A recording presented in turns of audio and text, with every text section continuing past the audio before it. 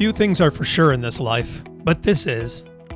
If we live for any substantial amount of time, we will encounter grief due to the loss of a loved one. Not something any of us ever want, and we all handle it differently. This podcast is to feature those who have done purposeful and meaningful things through their grief. These people featured on here are normal folks, just like you and me, who were thrust into a place they never wanted to be in their lives. A painful place. As they moved through their pain, they realized that something worthwhile, something for the greater good, could come out of the unthinkable. I'm sure that none of them would ever consider themselves to be a hero, but when I searched the definition of the word hero, I found this: a person who is admired or idolized for courage, outstanding achievements, or noble qualities. And that fit. And so it's my privilege to bring you the remarkable stories of these heroes in grief. Hi everyone, this is Tom, your host for the Heroes in Grief podcast, and the response has been incredible so far, and I want to thank you for that. It's getting out to people, and they're letting us know that it's helping them, and that is what it's all about. I want to make you aware of a way that you can support this podcast without having to spend 1 cent, and that is through affiliate marketing. I've set up affiliate marketing for online shopping. If you do online shopping, then I have links to all the major retailers, most of them anyways, and I can provide them for you so that when you buy online through those links, you'll help support the podcast through the percentages that we get. It doesn't cost you anything more. You just shop like you regularly would on the sites that you love. It's very easy. All you have to do is shop. And that's it. Just let me know the links to the places that you want to shop at, and I will provide the affiliate links so that you can do it. If you want more information on this, you can go to heroesandgrief.com. It takes you to the Linktree page where a video explains it in a little more detail. But you can always email me at tom@heroesandgrief.com, and I can answer questions for you. But you can support the podcast that way, and it's very easy, very simple, and it doesn't cost you a cent. Isn't that great? Thank you. Now here's today's episode. Hi, everybody. Welcome to the Heroes in Grief podcast, and it's good to have you here today. Wherever you're listening, just relax, kick back. We're just going to talk here for a while, and it's very low key. So, if you're exercising, whatever you might be doing while you're listening to your podcast, just sit back and absorb the great message that you get here. And that is because of the guests that I have. And today I have Kera Sanchez. She is an author. She is a teacher. She is a podcast guest. She is she's put out an amazing magazine. She's going to tell you all about it, so I'm not going to get into it all. But she's going to tell you her story. And if you don't know about Heroes in Grief, it is about the stories of people who have done purposeful things with their grief. So we've all learned in the grief community that when you listen to others, you always get one little nugget probably that just, strikes with you. And it doesn't matter what the story is, if it's different than yours or whatever, but you just absorb great things from it, and it helps you get along the journey of your grief. And that is the whole premise behind what Heroes in Grief is all about. So without further ado, I want to introduce to you Kera Sanchez, and I'm going to let her just start rolling. And tell us all where you're from, Kera, and what's the story? Sure. Yeah, so I am from the Chicagoland area, and I've pretty much lived here my entire life. However, I had met my husband in 2012, and for a little bit we did live in Hawaii. He was in the military, so that's where he was stationed. So I had the pleasure of doing that for about 2 years, and then we pretty much moved home, and we haven't really looked back since. We've been pretty much here. So my grief story starts with the unexpected death of my mom. She was on vacation when she passed, and this also occurred about 5 days after I gave birth to my youngest daughter. And so obviously it's never a good time to lose anybody, but that particular time, now that I reflect about it, I was extremely vulnerable having just given birth. I had a very traumatic birth. I had COVID, and so did my husband, so they wouldn't let my husband in to be there with me. I had emergency C-section.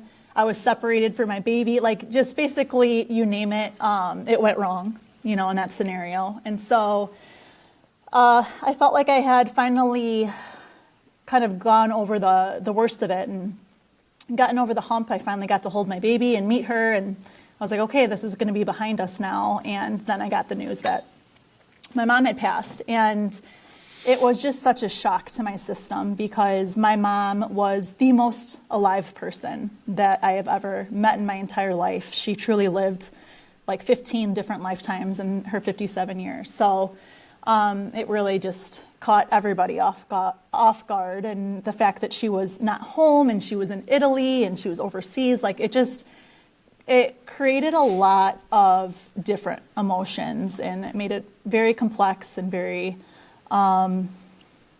just unimaginable. It felt like I was living a nightmare. And yeah, it was a tough summer, not a good summer. Yeah, that brings a lot of issues on with grief, of course, when you've got compounding things happening. It's never a right time, of course, everybody knows that. But, you're dealing with, the postpartum thing and everything, and there's some real things that I'm sure many out there have faced, and not realizing it maybe. And so it's a great awareness to hear your story and hear those type of things that other people might be able to look at with someone they know or maybe themselves and say, hey, I've got these other things too, because you get so focused. Initially with the grief, that is everything, of course. But, hey, you gotta be ready for these other things and making sure you take care of those too. So that's important. Yeah, no, it is. So then, time goes on, or maybe you can fill in the blanks, but, obviously the early times are dealing with everything you need to deal with. And then, so what happened from there? Yeah, I mean, the weirdest part about it all is because mentally I knew that she was going to be on this trip for 2 weeks, that although I knew she had died, I just felt like she was still on vacation and that eventually she was going to come home. And so when my dad and the other members of the group, this was like a group trip that my mom had planned for all of her friends. It was like 30 people. They were all out there. And she ended up dying on like the first or second day of the trip. They all decided that they were going to finish the trip for her. And I just felt like, everyone was sending me pictures and little signs and things that they felt like she was sending them, encouraging them to finish. And so it really just felt like she was still there. It felt like she was still with them and they were finishing the trip together. And I don't think it really hit me until my dad came home and he, had multiple suitcases and it was just him, and that part was really difficult, watching him come home to an empty house, and having to process all of that, especially since it was so unexpected. I think when people are sick and you know that there's a deterioration, there's some planning that goes into place as well. But when someone just dies suddenly like that, you're faced with the shock of it all, but then you're also faced with all of the logistics of having to plan a funeral and, filing for life insurance and, all of that stuff, all of the logistical things. And it's honestly just kind of like a nightmare. And I feel like there's just got to be an easier way or a more caring way that we could address that, because, watching my dad struggle with that was really hard for me. And just, I'm there with my newborn and like that is my priority, but I also felt like conflicted, like I wanted to be there and take care of my dad. So like that was this like a whole nother level to it of feeling like I needed to be in 5 places at once, and that's obviously not possible. And so that was a really difficult reality to face as well, is trying to process all of those things. And yeah, just like face the reality when it hits you. It's a lot, Yeah, yours are complex. There's no doubt about it. That's a lot on the plate. So what did you do to help yourself eventually? What helped you? I think for me, I started to get curious about grief. And I would see different people, different profiles on Instagram. And for me, like, that's kind of maybe where the seed was subconsciously planted. Just watching people who had lost a parent. I think for me, like, seeing other younger people that had lost a parent, that's what resonated with me. And seeing them share their grief online and also give a glimmer of hope that there's still some happiness and some joy left. That's like really what, I guess, started my journey of like processing like the actual grief. Then I realized too that I needed to do something. Like I needed to keep my hands and my mind busy because I was still on maternity leave. And I wasn't at work. And I'm honestly glad I wasn't at work because, as you can imagine, dealing with 120 different types of teenagers all day while you're kind of in the depths of grief, that probably would not have been ideal either. Just, there's some students where I have a great rapport with and where it's a beautiful relationship. There's other students where things get confrontational or I get very frustrated when I ask them to do things and they don't put away their phone. And so I feel like it was probably for the best that I was not there at school because I feel like my wick was very short, and I wouldn't have had the bandwidth to handle that. But I found myself craving something to busy my mind. And so one day I was just like really pondering on the fact that there was a lot of things that my mom and I didn't get to discuss, especially, being a new mom. There's so many like bits of information and gold nuggets that your parents have that are generational, and you just really wish that you could have had that information before, it was too late. And so that really inspired me to write all of those conversations down. And that's kind of where I started, was with my guided journal, Legacy Letters. And I created a list of all the conversations, all of the pieces of information that I wish I had, like hard, concrete evidence, like this is what my mom would have said or what she would have told me about different pieces of life. And I feel like that's something that carries on their legacy, and it makes you feel like they're still with you even though they're not physically there. So I created that in honor of my mom and also in honor of my daughters. Like I wanted to make sure that I never left them in a similar position where if something happened to me, if I got in a car accident, if, whatever, who knows, life happens. I wanted to make sure that, I could leave a piece of myself for them that would be there for them no matter what. And so, that was my first project, was creating and publishing Legacy Letters. And then from there, everything just spiraled. It just blew up, it became something larger than life. And I just felt like I had to continue pursuing it. It got to the point where I couldn't avoid it anymore. Like it just felt like something that ended up being my purpose. I don't know. I don't really know how to describe it other than the fact that like it comes very easily for me. It flows, all the different things that I'm involved with. Mm-hmm. Before we go too far, I want to expand on the Legacy Letters. That's how I met you, by the way. I did the same when I was going to start the podcast. I did the same thing. I got involved with a grief community on Instagram. I have this knack for being able to network, and so I got on Instagram. I started, following everybody who had something to do with grief, and building up the base or whatever. And so that's how we got acquainted, and you're one of the first persons I ever connected with on there. So just a little note for everybody there. But we've been thinking about doing this since last summer. I know that. But yes, we have. That was me with the podcast too. But so Legacy Letters intrigued me, and now I looked at it, and it's available on Amazon, right, and other places. And it's a guided journal, right? You help people through it on how to do it for them. Why don't you tell us about that? Yeah, so I think it's just like the teacher brain that's just the way I operate. That's a very complex topic, is like, hey, let's think of all the things, all of the important messages you would want to leave to your loved ones. I can imagine that's very overwhelming for people, and it just feels like a lot. It's very heavy. And I broke it down into like different segments and themes and topics, and they really are like scaffold. And it's purposefully written in like a whimsical way, so it's not too heavy.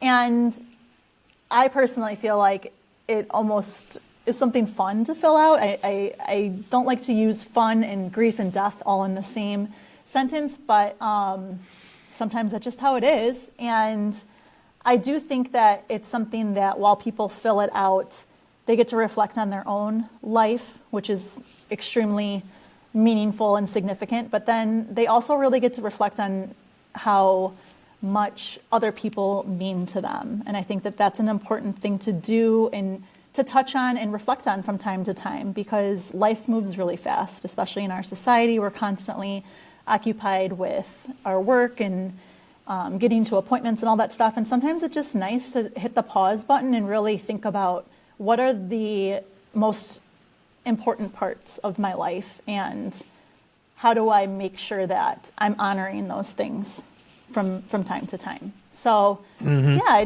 I feel like I broke it down into very small bite-sized pieces so it's not overwhelming for people. And you guide them, right? You help them through it. So if someone's out there thinking, well, I wouldn't know where to start with that, you're asking questions in there or giving them suggestions on how to do that, right? Yeah.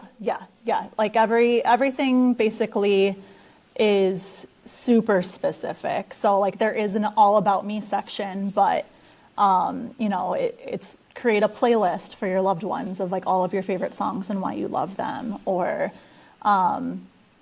identifying your favorite parts of like every season and why that is so special to you, or I don't know, a last meal. Like if you had to think of a last thing you would want to eat before you left your physical body, what would it be? And so it's just like very specific pieces of information that truly describe your personality and who you are.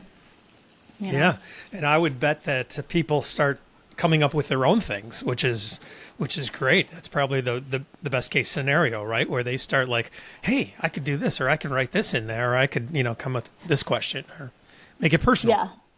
Yeah, no, I left some pages blank at the end that's like kind of like a freestyle, making sure that if there was something I didn't cover, that they were able to cover it. But I don't know, I want to say it was like over 55 different types of prompts in there. So it's definitely very specific. Yeah. Mm-hmm. Now there's 2 journals, right? Yes. What's the difference with those? Yeah, so legacy letters is more of something that you personally fill out, and it doesn't have to be something that you leave behind. Like it doesn't need to be a secret. Like you could always just give it to whoever once you complete it. It could be a gift to them. But the No Legacy Lost journal, that's more of a memory and grief journal. And we won the lottery in terms of the fact that not only did my mom pass away, but my mother-in-law passed away like right before my mom did. And so we are raising our children with no grandmas. And that to me is so heartbreaking, because I loved my relationship with both of my grandmas growing up, and some of my favorite memories of childhood are with my grandmothers. And so that just like, it really crushes me to think that both of my girls will not have a relationship with them. And so it was super important to somehow preserve their memory. And so same idea, it's a guided journal, very specific, talking about someone who has passed. And so that way you get to get their essence on paper. And I really feel like once my girls are older, I have a 3 and a 1-year-old right now, but once they're older and they can read, I just thought, how beautiful would that be if, they could pull that book down from the bookshelf and they could read about their grandma Abby and their grandma Laura, and make it seem like they knew them. And so that was really important for me, is to create something that preserved that legacy, because that was also a thought that came into my mind of, oh my gosh, like I still have to live, 60 more years, right, without my mom, and that's longer than I knew her, and I'm afraid I'm going to forget her. And So it was just really important to me to have something that you could safe keep memories. Mm-hmm. Yeah, the fear of forgetting, that does come for sure. I'm only a year out from losing Jeff, and like I just posted that little short about saving his voice message on his phone for his voice. There's not a lot of videos of him. I have one little one where he's not even talking in it. And so you want to remember those things. We'll never forget them, of course, but it changes. No. And, we want to keep that in place. It's better nowadays, maybe with the technology and everything, where we can do some of those things. But, that's a fear for sure. There was a great term. I saw someone put one time where they talk about grief being equated with love. But, grief is definitely the love we've lost for sure. But I don't like to equate it with love. This person said, if we equate grief with love, then if we lose some of the grief, we feel like we're losing the love. And that's not true. Yeah. So, that makes a lot of sense. And I always try to encourage people with that. You're never going to lose them. You're never going to forget them.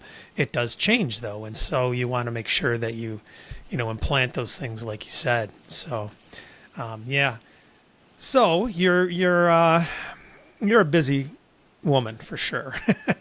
I'm sure everybody tells you that. And, yes, I am. But you're doing great, awesome things. And so then what's the next thing that came up for you after the journals? Oh my gosh. Yeah. I mean, I don't want people to think that like this is something that's like all I think about. It's just that these ideas come to me and I don't know how to describe it other than like a download. It comes in and it's almost like a blueprint of like, you need to do this. And that's kind of how the magazine came to me, specifically because I felt like maybe you feel this way. I don't know. I knew I had all of these ideas and products that were of value, but no one seemed to care. And I felt like I was constantly plugging myself to like different news organizations or groups, trying to get my message out there of how important it is to get your legacy down on paper. And it was exhausting, trying to get my message out there. And I had interacted with so many other people in the grief community because with my Legacy Letters account, we would do like memory chats where I would have people on Instagram Live and I would read different prompts from the memory, like No Legacy Lost journal.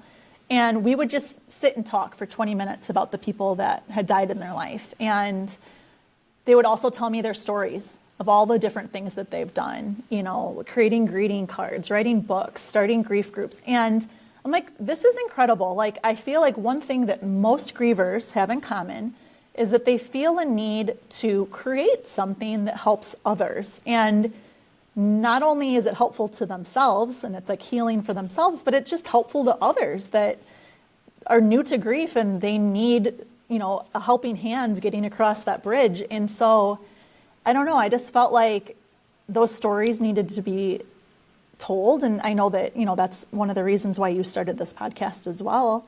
But I was just like, man, if I'm tired of pitching myself, I know these people are tired of pitching themselves too. And so I just really felt like we needed to create like a space that's almost like a billboard for grief. And it doesn't need to be a billboard for grief that continues to make people detest it and don't want to approach it. I wanted it to be approachable. I wanted it to be, again, fun. I know that's like hard for people to understand, like how can grief and fun be in the same sentence? I think it can be. And especially when we have no other choice, right? Like we either have the option to continue to sit and be sad and like stew in it, or we have the option to let it evolve us and we can grow from it. And I think that like the majority of us, that's what we're choosing to do. And so I wanted to highlight that. I really did. And so again, teacher brain, teacher skill set, like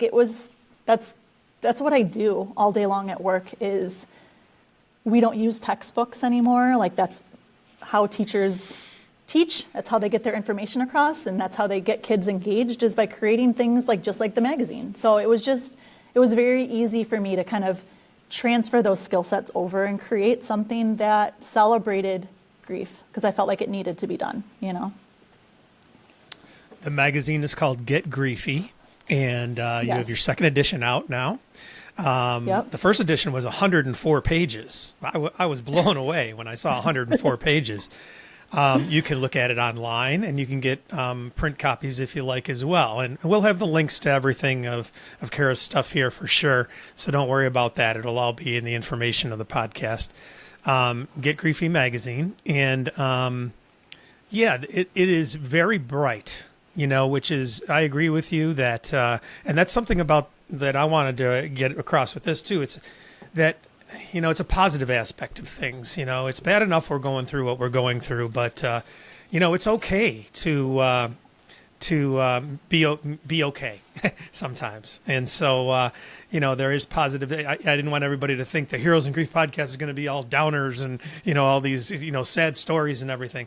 Nothing of the sort, believe me, because you and the other people that I have lined up already as guests are just unbelievable folks who you know, are putting it into purpose and taking that energy, that negative energy, and turning it into something positive. And that's amazing. But yeah, that you have a nice fresh look to it and everything. And so it's amazing. How many pages is the second one? I didn't get to that one yet because the other one's so big. I got to look. It actually might be a little bit longer, but they're right around 100 pages, both of them. So, yeah. That is astounding. That is great. Can you imagine a regular 100-page magazine? I mean, you know, that's great. And all the graphics are fantastic. The stories are great. Amazing people in there. And I want to encourage everybody to get on there and look at Get Griefy Magazine and check it out. So, you mentioned a couple other things. You know, I like bringing out all the different things that people do. And this came up recently, too, where you talked about a playlist. And actually, I'm in a men's group that we meet on Friday nights in a Zoom call. And we've all lost children. And so it's neat to get together with the men. And so they were talking about their playlists and everything. And one guy looked up on Spotify, and he said he found his son's playlist. And I guess they're public. And so I while we were talking in the meeting, I just went to Spotify and I checked under Jeff's name, and I found one Jeff Bender, but it's not him. I can tell by the music it's not him. But it said "Made for Tom," which is me. So it was really odd to see that and you know, Jeff Bender, Made for Tom. It's like those connections that come, you know, and things. So it was pretty awesome. But that is crazy. I love those ideas, you know, the ideas that help people, because so many people are stuck, you know, and it's just it's horrific, really, because when you get in sometimes the realm that we're in, you know, where we get purposeful and things, and then you come across those people, you got to remember that we all deal with things the way that we deal with them. There's no right or wrong way, really. And so it's important to get back in touch and be in touch with them too still, and not just blow over them that way. So, but I love the diversity of things, you know, like things already that you've done. That's really what I want to bring out. I've got some great, you know, the guests lined up that do all different kinds of things to help you through your grief. And so I'm hoping it touches a lot of different people that way. And you're so right, too, that when you get in this community, you're kind of locked in it, and you want to get out there and get to everybody. It's hard to do. Not everybody wants to talk about grief unless it happens to them. So it has happened to everybody in some way, but, you know, it's got to be the right time for everybody. So, you know, I know what you mean about trying to get things out there, and, you know, you can't worry about the response level sometimes of what's going on, but so what's your plan? You know, I know, you know, for the future, you got more things in the works. Do you, you know, is something, you know, are you going to expand on something you've already done? What's the plan? You know, I don't know. A lot of people have asked me that, and I would be honored, and I would just love more than anything to get Griefy to more of a well-renowned like level, and everyone knew what it was, and it would be really cool if that was like my job. But the reality is, like, right now, I'm still working full time. Yeah, it's a tough situation to be into because I really am dedicated and wanting to always keep the virtual version free for everyone. I think that everyone needs to have access to it. So I'm hoping to maybe acquire like some sponsorships or something like that. That would be really nice. But I don't know. I would really like to turn it into a community. It would be really cool to do some events. But yeah, I don't know. I think I just need to remain open to what the universe sends my way. And so far, I've been pretty receptive to the things that kind of just drop in. And I usually run with them. So I just need to, I don't know, keep that in mind that sometimes ideas come and we'll see where it goes from there. But yeah, I'm definitely like really into collaborating with people and working with different people. And I really do think that that's how the work gets done, is by working with others. So I think that that's why this podcast is great as well, because that's what you're doing. You're collaborating with all these different types of faces of grief. And it's important for people to have a sense of inspiration and like hope, it's needed. So I don't know. I wish I had a better answer, but stay tuned, I guess. We'll see. Yeah, we will. I think that's extremely important. To listen, open yourself up when you can get past those initial stages, and a lot of time to reflect. Of course, you reflect a lot when you're grieving, and I want to encourage everybody just to take some quiet time and just listen, to things, because that did happen with me. I'm a go-getter too, like that, and so it was back last summer when this idea came to me, and it wasn't the right time. It just wasn't. I didn't, I wasn't ready, and that was made pretty clear. And it kind of frustrated me a little. I was like, "Why? Well, you don't just get an idea like that, and then no, that doesn't happen." And so, down the line, eventually, it was like, "This is it. This is the time, and now is the time." So, it's okay. Let it sort out. Let it work in you, and stay healthy in your grief. It's an important thing, a real important thing. And I want to, you've been extremely encouraging and supportive of what I'm doing. I appreciate that very much, for sure. That's been neat. And connecting with the folks and learning all the great things too.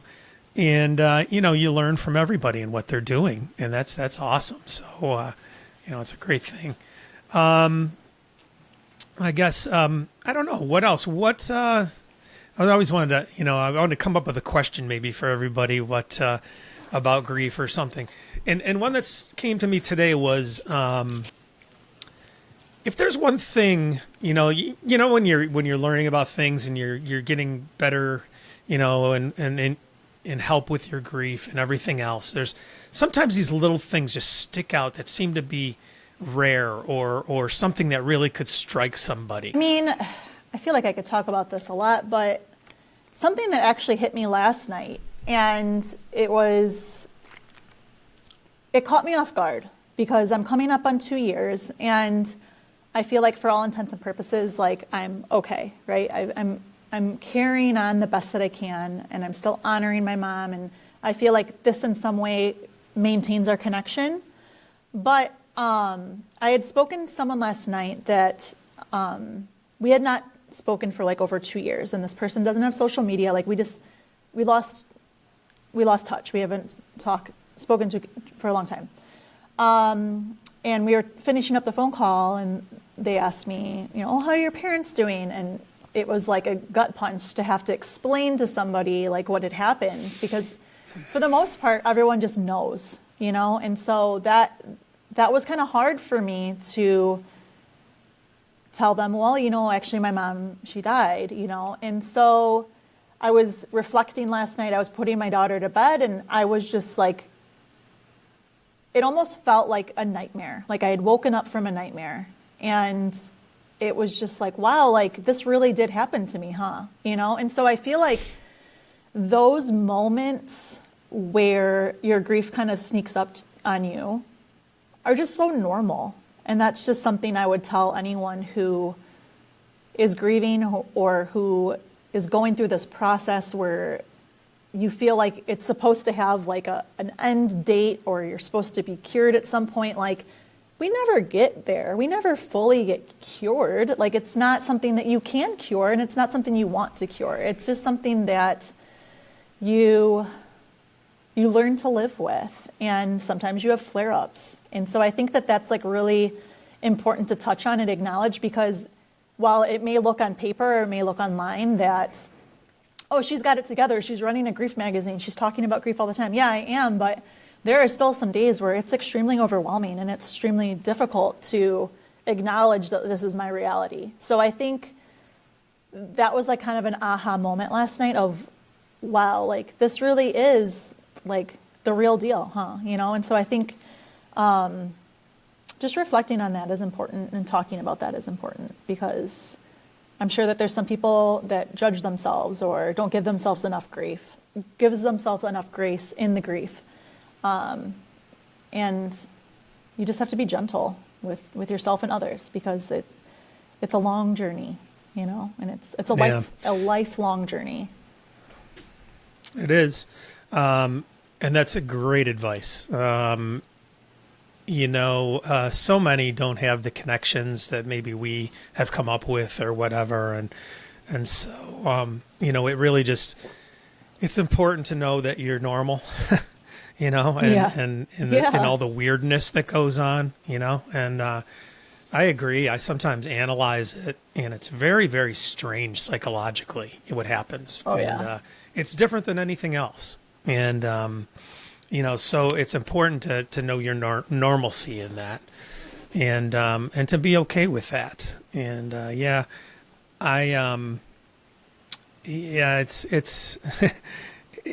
it's very odd. We just talked about this actually in that men's group too, was talking about this exact subject, that how weird it is, and how, just, whoa, where did that come from? Or, the intensity of that feeling at this time, or something just activates you, like bam, and it's like, wow, I thought I was past that, but it's not the way you got to look at it. You just got to say it's a companion that you got. And sometimes they're going to be a jerk, sometimes they're just going to be an idiot. So, it's kind of like a relative that are stuck to you, and it's like, well, I'm just going to have to deal with that, I guess. So, that's neat. Yeah. That's neat. Yeah, well, anything else you want to get across to anybody? Like I said, it's I'm going to get all your information out to everybody, all the links there and everything, and send her a message. Kara, would love to hear from you and yes. what you're dealing with and everything, and we're all approachable on all this stuff, and we just want to encourage people to help others in this. Like you said, I agree with you wholeheartedly. My whole thrust now is to love and help others. It puts such a tenderness in your heart, I think, when you experience that grief, and so and I think that's our purpose. So that works out great. And yes. So what anything else you want to get across or no? Talk about? I just have to echo that like 99% of the people that I've interacted with from this grief journey online have been incredibly welcoming people that just want to embrace your story, and they want to hear you out and be there. And so it's been refreshing, and it's also kind of given me a new perspective on humanity, that's been really nice. That's been like the positive part of this whole experience, is just seeing how many incredible people there are out there that really do care about others. And that's been really special to be a part of, and just I feel honored, right, to call these people like internet friends, because it's beautiful. There's really no other way to say it than it's really lovely to know that there's that many people out there that really want to help. And so it's been nice. It's been nice, Yeah, it's a big group hug. Yes, exactly. Which is good. Yeah. I, it's overwhelming. and it's awesome. And like you said, I love the points that came out in this, and that the positivity, especially, that it's okay to be okay, and it's okay not to be okay, on both. And so, that tidal wave, whatever the ebbs and flows that go on, all normal, all these things, and I'm sure they're going to come out again and again in the stories. But it's important for people to hear that again and again, because one person's going to be listening to this that didn't hear something else, and so that's just the way it goes, and the purpose of why we do what we do. But that's there's just a lot of good that comes out of it, and I'm glad you're here for us, and I'm glad we got acquainted. And likewise.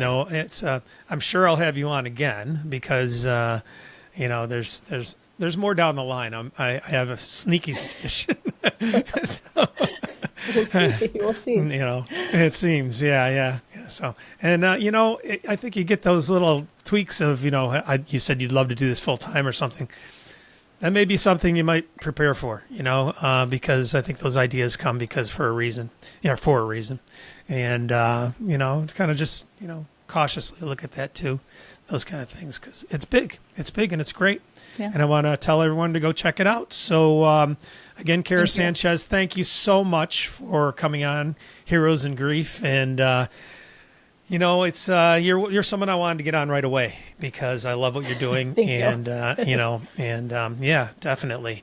And, I love these unique things like that, like you started with the journal. And, I'm just really energized because of things like that, some people are going to gravitate to, and they're going to love it, and they're going to say, "Oh, I'm so glad this is out there." And and thank you for just making yourself available, because not everybody will. And of course, we want to tell people to do that. So, thanks. Exactly. Thanks, Kera. We appreciate it. And we'll see you out there soon. Okay. Yeah. Thank you so much. I'm so glad we got to do this. This has been fun. Thank you for listening to the Heroes in Grief podcast. If you'd like access to any of the links that we discussed in today's show, you can find them in the show notes. There's also a link there to support the podcast if you care to. And there is an email link for me there. I'd love to hear from you and your ideas about the show, or what you thought about the show. You really can help out this podcast to get to more people if you subscribe, rate, or review it in whichever way your platform provides. Each week, Heroes in Grief is released on Sunday, so look for new episodes there. Thank you again for listening to Heroes in Grief.